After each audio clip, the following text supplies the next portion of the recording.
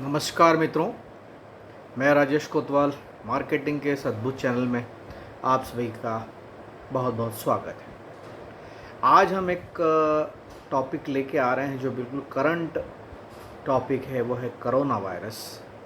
और मैं इस सिचुएशन में जब सभी को यह जंग लड़ना है कोरोना वायरस से, पूरी दुनिया इस जंग को लड़ रही है, तो जो सोशल और इकोनॉमिक चेंजेस पूरी दुनिया में होंगे, उसमें मुझे क्या करना है मुझे किस तरीके से इस जंग को लड़ना है, इस बारे में मैं थोड़ा सा आज आपसे शेयर करना चाहता हूँ।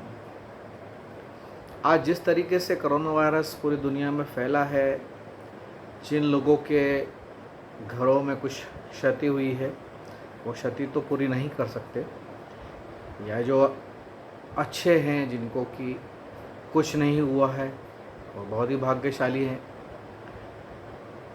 अब जो है आगे की क्या है, आगे की रूपरेखा क्या रहेगी। 15 दिन बाद लॉकडाउन ख़त्म हो जाएगा, और लॉकडाउन ख़त्म होने के बाद धीरे धीरे गवर्नमेंट इस लॉकडाउन को रिलीज़ करेगी और हमें अपने कामों पे जाना पड़ेगा। तो जो सोशल चेंजेस आएंगे, और जो कंपनियां ये पूरी दुनिया में जो उथल पुथल हुई है, इससे काफ़ी मंदी और आर्थिक नुकसान जो होगा, उस वजह से काफ़ी कंपनीज जो है वो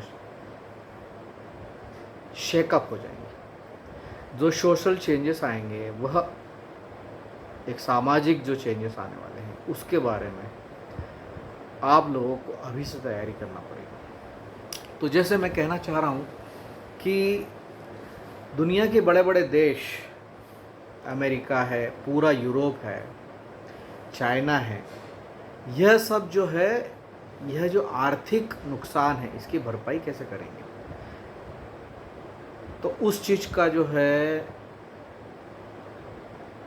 नुकसान किसको झेलना पड़ेगा। अल्टीमेटली यह जो नुकसान है, यह आम जनता पर आने वाला है। सरकारें भी यह जो चीज़ है, पैसा कहाँ से लाएंगी। तो ये जो आर्थिक मंदी आने वाली है, इसमें हमें क्या करना चाहिए, मुझे क्या करना चाहिए, उसके बारे में मैं आपसे बहुत ही महत्वपूर्ण जानकारी शेयर करना चाहता हूँ। करीब 40% कंपनियां अपने एम्प्लॉयज़ को शायद निकाल सकती है। आईटी सेक्टर में ऑलरेडी बहुत मंदी आने वाली है, इंटरटेनमेंट इंडस्ट्रीज़ में बहुत मंदी आने वाली है, रेस्टोरेंट्स, होटल्स, टूरिज़्म, ट्रांसपोर्टेशन मतलब टूरिज़्म से रिलेटेड, इसमें बहुत मंदी आने वाली है। एविएशन सेक्टर, हवाई जहाज़ से यात्रा जो कर रहे हैं, रेल से जो यात्रा कर रहे हैं, इसमें मंदी आने वाली है। तो यह जो सेक्टर्स हैं, इन सेक्टर्स के लोगों को क्या करना पड़ेगा, या मैं उसके अंदर कैसे सर्वाइव कर सकता हूँ, मैं अपनी नौकरी बचा पाऊँगा, या मैं मेरा बिजनेस कैसे बचा पाऊँगा, या मुझे क्या करना चाहिए। दूसरा है, कुछ इंडस्ट्रीज़ जो हैं वो बूम करेंगी, जैसे हेल्थ केयर है, ई कॉमर्स है, ऑनलाइन जो बिज़नेस है, जो ऑनलाइन जो चीज़ें हैं, वह बूम करेंगी। ओपन रेस्टोरेंट्स चलेंगे। जो चीज़ें जहाँ पे कि सोशल डिस्टेंसिंग रहेगी, वह इंडस्ट्री या वह बिज़नेस बूम करेगा। डोर डिलीवरी का बिज़नेस आगे चलने वाला है। हर चीज़, हर इंसान को वो चीज़ घर पे चाहिए। तो online business, on delivery business, online business, यह सब बिज़नेसेस चलने वाले हैं। आगे जो सोसाइटी है वो कैसे चेंज होगी, तो सोसाइटी में सोशल डिस्टेंसिंग हो जाएगा, और यह जो है सिर्फ लॉकडाउन तक नहीं सीमित है, यह जो है परमानेंट अफेयर हो जाएगा, क्योंकि यह जो वायरस है, इसका जो वैक्सीन है वो इतने जल्दी मार्केट में नहीं आने वाला। तो यह कम से कम 1.5 साल तक अपने को इसके लिए तैयार रहना है। सोशल डिस्टेंसिंग मतलब ग्रुप्स के अंदर आप काम नहीं कर पाएंगे, बहुत डिस्टेंस रखना पड़ेगा, सोशल गैदरिंग्स नहीं हो पाएंगे। किसी गेस्ट को आपको बुलाना है तो 10 बार सोचना पड़ेगा, और टेस्टिंग करना पड़ेगी हर जगह। हर आदमी की टेस्टिंग हुई है कि नहीं, वो मोबाइल ऐप पर आपको दिखानी पड़ेगी कि आपकी टेस्टिंग हुई कि नहीं। आप पूरी तरीके से सुरक्षित है तो ही कहीं आगे बढ़ सकते हैं। किसी मॉल में जाना है तो आपको स्क्रीनिंग करेंगे, आपको ऐप दिखाना पड़ेगा सेतु, आरोग्य सेतु, जिसमें कि आपका यह डाटा रहेगा कि आप किस क्षेत्र से हैं, आपको कोई प्रॉब्लम तो नहीं है, तभी आप उस क्षेत्र में जा सकते हैं। जहां आप काम करते हैं वहां पे भी बहुत सारे चेंजेस हो जाएंगे, क्योंकि आपको वहां पे सोशल डिस्टेंसिंग रखना है। जो आपके ग्राहक आ रहे हैं या आप किसी बैंक में काम कर रहे हैं तो बैंक में आपस में जो आप घनिष्ठता से काम करते हैं वो नहीं कर पाएंगे। अब आपको इसके लिए आगे किस तरह से तैयार रहना पड़ेगा, उसके ऊपर ज़रा चर्चा करते हैं।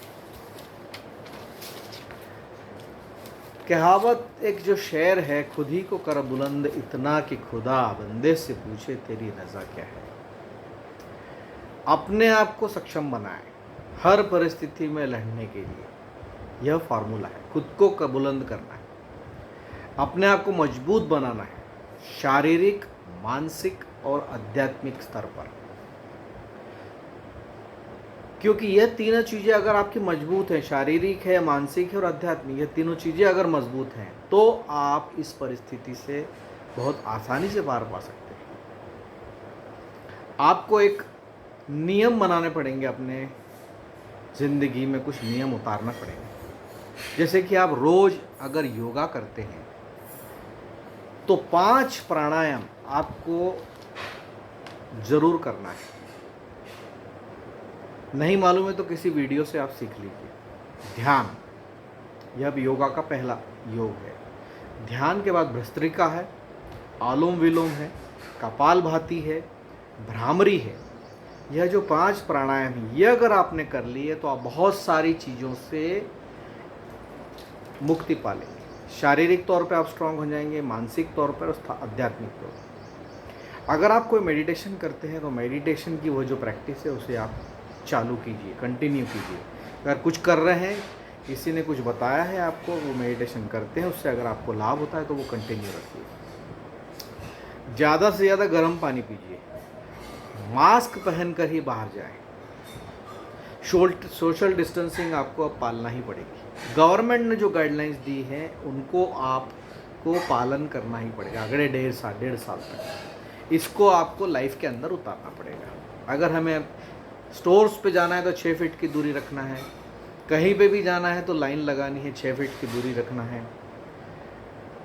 आपको नित्य जीवन में जो खाना खाना है वो पौष्टिक खाना खाना है। अब आपको जो चाट पकौड़ी वगैरह जो खाते थे वो सब बंद, रेस्टोरेंट्स में कहीं भी खाना खा लिया वो बंद। अब आपको पौष्टिक खाना खाना है, नींबू का रस पीजिए, ऑरेंज पीजिए, फ्रूट खाइए, ताज़े कटे हुए फल ही खाना है, रखे हुए कटे हुए फल नहीं खाना है। आपको हाई प्रोटीन डाइट करना है। आपको जो हाइजीन है वो बहुत पालना है। बाहर से आने के बाद या कहीं से भी आने के बाद हाथ मुंह धोना है, कपड़े आपको तुरंत बदलना पड़ेंगे, मास्क को धोना पड़ेगा। अब हम आते हैं आपके पर्सनल जॉब के ऊपर, नौकरी के ऊपर। बाद में हम प्रोफेशनल जो आपके बिजनेस है उनके लोगों के बारे में गाइडलाइन बताते हैं। अगर आप नौकरी में हैं तो कोई ज़रूरी नहीं कि आपकी नौकरी जाए। जो नौकरी चल रही है उसे आप कंटिन्यू रखिए, एक सकारात्मक सोच के साथ काम कीजिए। क्योंकि जिस तरीके से आपने बरसों से उस जगह काम किया है तो वहाँ पे एम्प्लॉयर को भी आपकी ज़रूरत रहेगी, तो आपको कुछ एडजस्टमेंट ज़रूर करना पड़ेंगे, पर आप वह नौकरी कंटिन्यू रखिए। अगर नौकरी आपकी चली जाती है या आप नौकरी में कुछ साइडलाइन हो जाते हैं तो आपको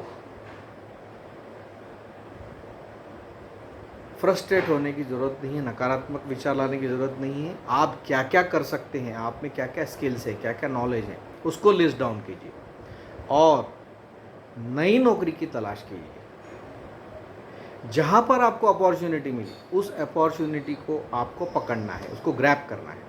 और ज़्यादा सोचने का समय नहीं, आपके पास ज़्यादा चॉइस नहीं रहेगी, तो आप जितनी भी जो भी अपॉर्चुनिटी मिले उस पर आप काम करना चालू कर दीजिए। दूसरा, जो नौकरी जिसको नहीं मिल रही है उसे अब एंटरप्रेनर बनने की, उद्यमी बनने की भी सोचना है। एंटरप्रेनर मतलब सेल्फ एंटरप्रेनर, खुद ही अकेले घर पे काम कर सकता है। ऐसे जॉब्स भी बहुत सारे अवेलेबल हैं, ऑनलाइन जॉब्स अवेलेबल हैं। उन जॉब्स के बारे में अभी से सोचना शुरू कर दीजिए कि आपको ऑनलाइन जॉब्स क्या मिल सकते हैं। बहुत सारे यूट्यूब के ऊपर, बहुत सारे गूगल के ऊपर आपको इस तरह की इन्फॉर्मेशंस मिल जाएंगी जिसमें कि आप बहुत सारे ऑप्शंस के बारे में अभी से सोच सकते हैं। काफ़ी लोगों को जो फॉरेन में हैं उन्हें शायद वापस अपने देश आना पड़ेगा, तो अपनी वापस देश आएंगे तो उन्हें अपने लाइफ के अंदर बहुत सारे चेंजेस करना पड़ेंगे।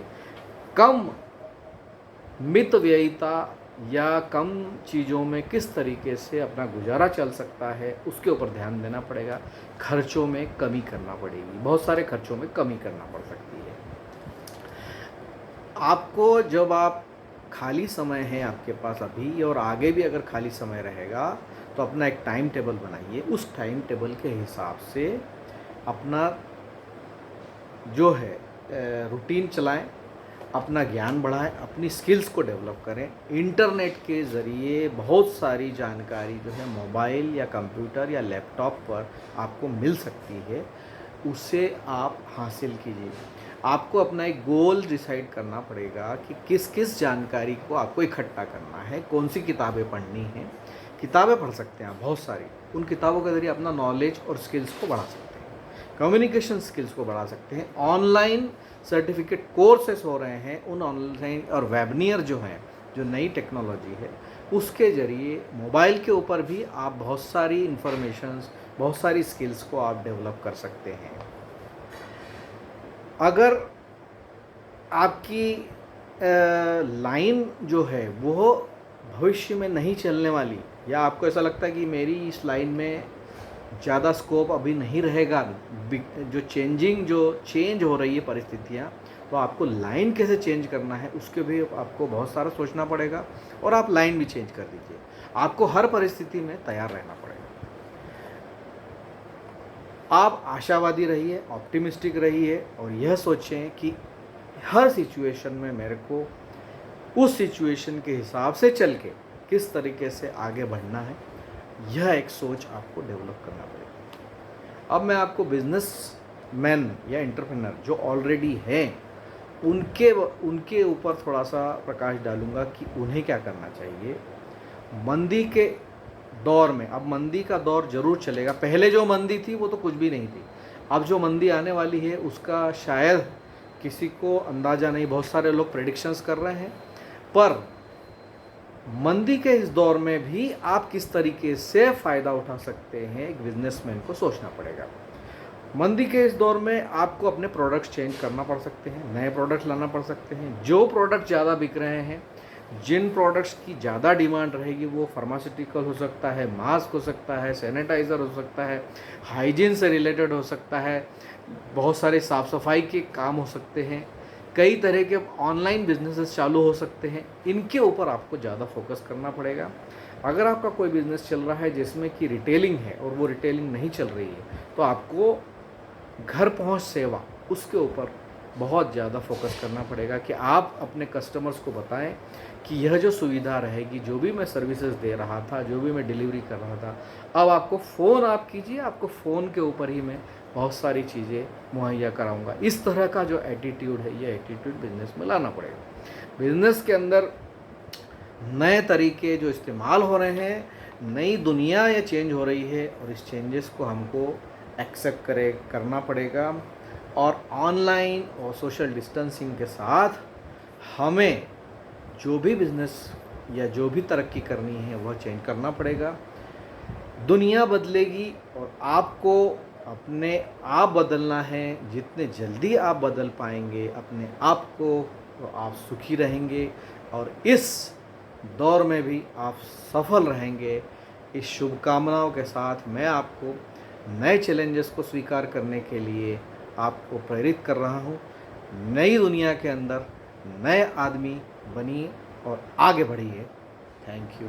Best of luck.